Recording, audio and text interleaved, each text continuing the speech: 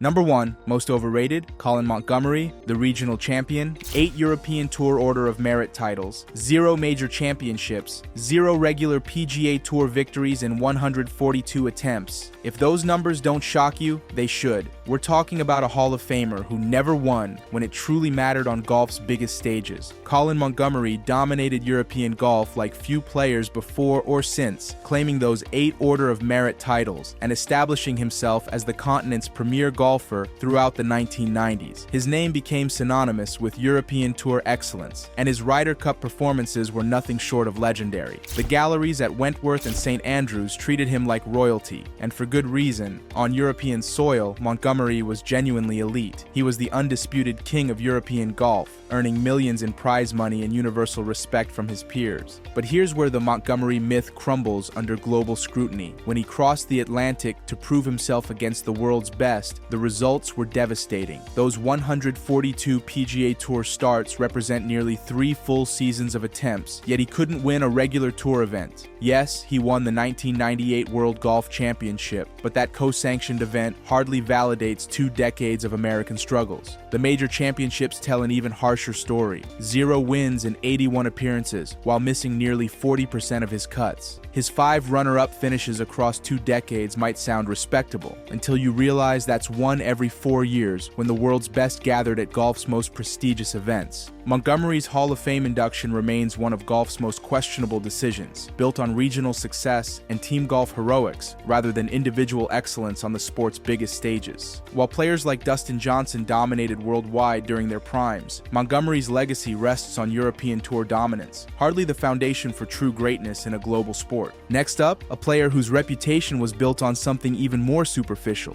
Number 2, most overrated, Ian Poulter, the postman who never delivered. 3 PGA Tour victories in 2 decades. 0 major championships. Yet somehow Ian Poulter convinced the world he was elite without ever actually being elite. The man they called the postman because he always delivered, except when it came to individual trophies that actually mattered. Poulter mastered golf's greatest magic trick, building a global brand bigger than his actual accomplishments. The Union Jack pants, the chest-thumping celebrations, the perfectly curated social media presence. It all created the illusion of a superstar. His Ryder Cup performances were genuinely spectacular, posting a 14-6-2 record in individual matches that made him a European hero. The passion was real, the fist pumps were iconic, and the galleries absolutely loved him. But here's the uncomfortable truth. Team golf excellence doesn't translate to individual greatness. Let's examine what Poulter actually accomplished when it was just him against the field. Those 3 PGA Tour wins came sporadically across 20 years, hardly the mark of consistent excellence. Compare that to his European contemporaries and the gap becomes embarrassing. Luke Donald held the world #1 ranking for 56 weeks. Henrik Stenson captured a major championship. Martin Kaymer won 2 majors plus multiple world golf championships. Meanwhile, Poulter peaked at 5th in the world and spent most of his career bouncing between 20th and 50th.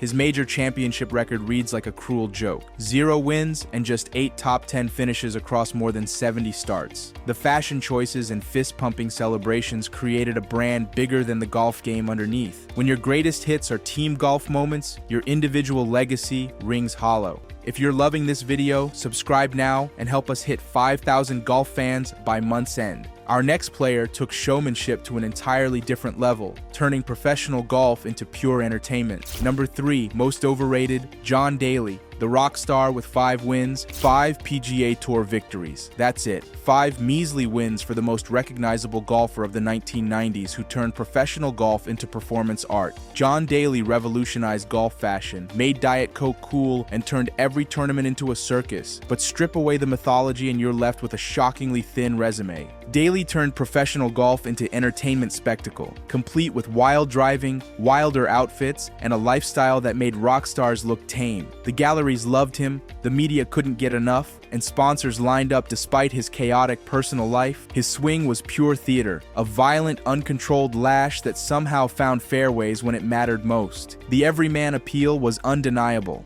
Here was a guy who drank Diet Coke, gambled at casinos, and looked like he'd rather be anywhere else than a country club. But here's the reality check that his legend can't survive. Yes, he won 2 majors in epic fashion, the 1991 PGA Championship as a 9th alternate and the 1995 Open Championship at St. Andrews. Those moments were pure magic, the stuff of golf folklore. but Daly recorded just 3 top 10 finishes in 80 major starts and missed half his major cuts. While he did reach as high as 23rd in the world rankings in 2005, he spent the vast majority of his career outside the top 25, never sustaining elite status for extended periods. His other 3 tour wins came at second-tier events where the competition was thin. The Diet Coke drinking, casino-loving everyman created a legend that his golf clubs simply couldn't support. Sometimes the most colorful golfer produces the most colorless results when you actually count the trophies. Next up, a player whose orange outfits convinced everyone that style equals success. Number 4, most overrated, Rickie Fowler, the orange marketing machine. 6 PGA Tour victories and 322 starts gives Rickie Fowler a win rate of about 1.9%. That's not unlucky, that's a pattern. Here's a player who's been called the best golfer without a major so many times that people forgot to ask whether he's actually that good to begin with.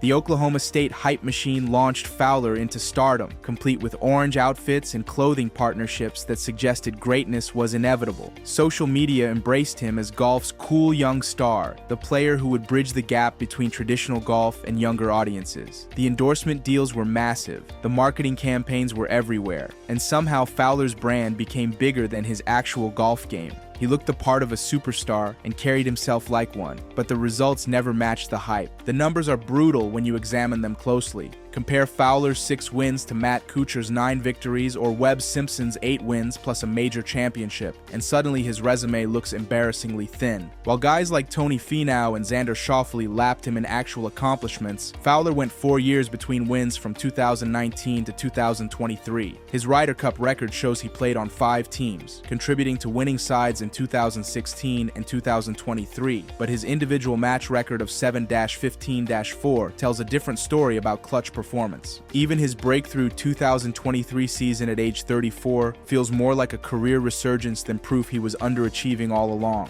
Our next player dominated the world rankings but couldn't dominate when it mattered most. Number 5, most overrated, Greg Norman, the great white shark who couldn't close. 331 weeks at world number 1, only 2 major championships. The math doesn't add up, and neither did his closing rounds. Greg Norman dominated golf's official rankings like no player before or since, holding the top spot for an incredible 331 weeks throughout the 1980s and 1990s. Yet for all that supposed dominance, his major championship record reads like a masterpiece of self-destruction. Norman was genuinely great, a Hall of Fame talent with one of the most powerful swings golf had ever seen. His length off the tee was legendary, his competitive fire burned bright, and for over 6 straight years, every ranking system said he was the planet's best golfer. The Australian's nickname, the Great White Shark, perfectly captured his aggressive style and predatory approach to golf courses. He looked like a champion, played like a champion, and carried himself like golf royalty. But something always went catastrophically wrong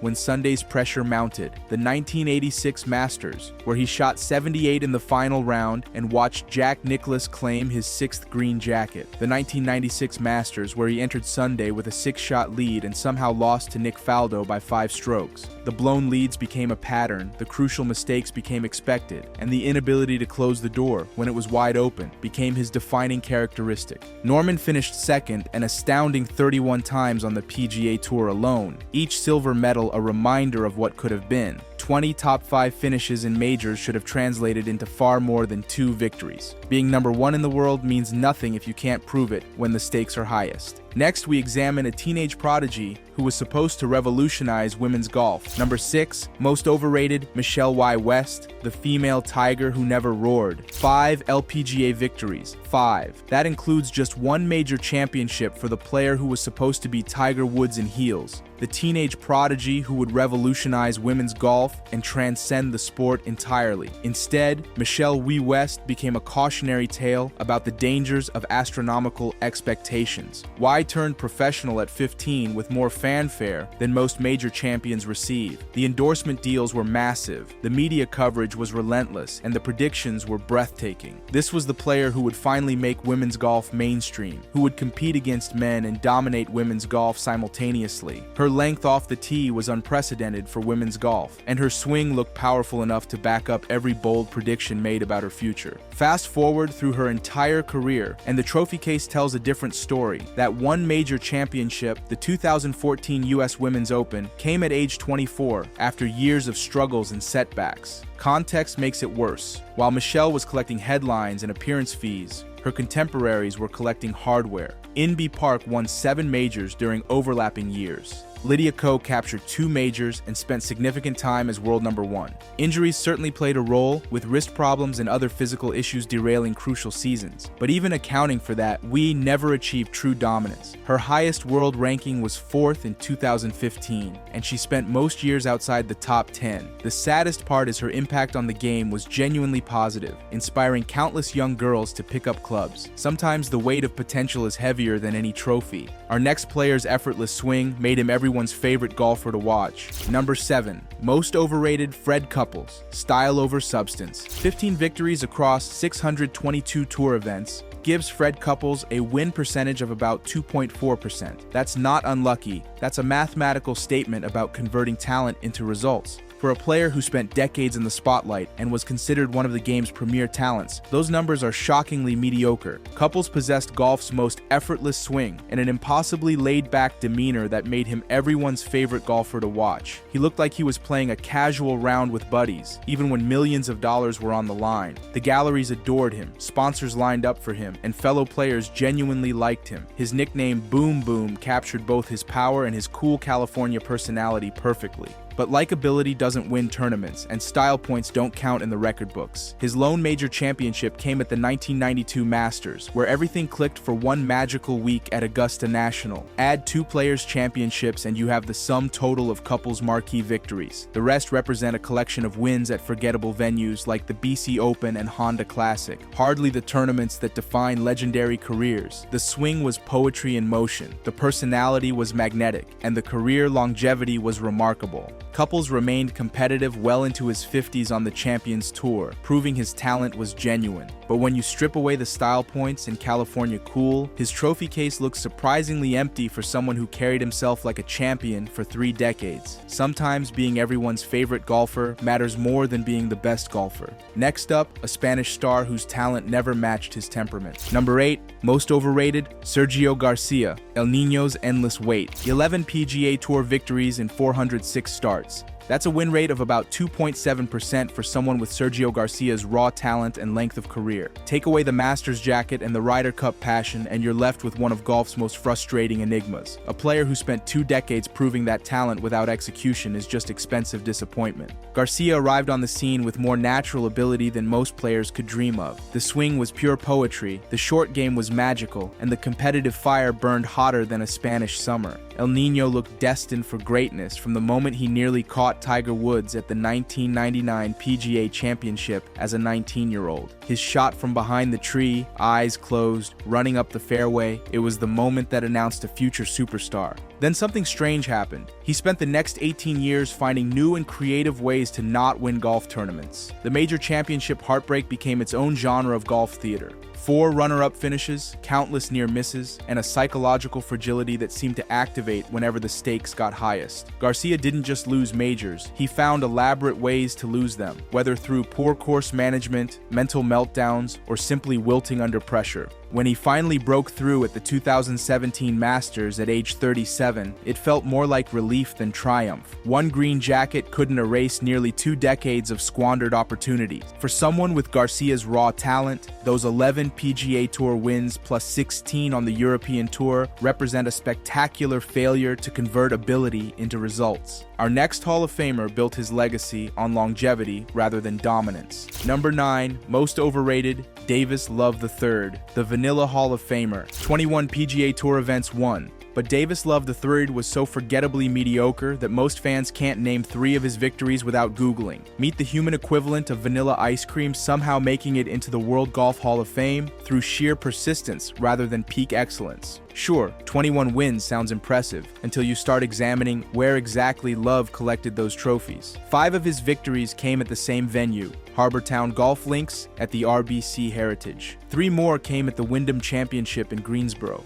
That's nearly 40% of his career wins at just 2 tournaments, neither exactly considered premier events on tour. It's like padding your home run stats by playing half your games in a little league ballpark. The major championship record is even more damning. In 102 major appearances, more than most Hall of Famers even played, Love managed just 8 top 5 finishes. He missed over 40 major cuts, roughly 40% of his attempts, during an era that wasn't nearly as deep as today's game. One major championship in 1997, 2 Players' Championships, that's it for the marquee victories in a career that spanned decades. Compare Love's resume to someone like Dustin Johnson, 24 wins, 2 majors, 64 weeks at world number 1, and multiple WGC victories. Johnson obliterates Love in every meaningful category, yet somehow didn't get the Hall of Fame call during his prime. Love's induction represents the longevity over excellence approach to Hall of Fame selection. Not all Hall of Famers belong in the same conversation as greatness. Some just hung around long enough to accumulate participation trophies. If you are loving this video, don't forget to click the super thanks button and help us to create more video like this one.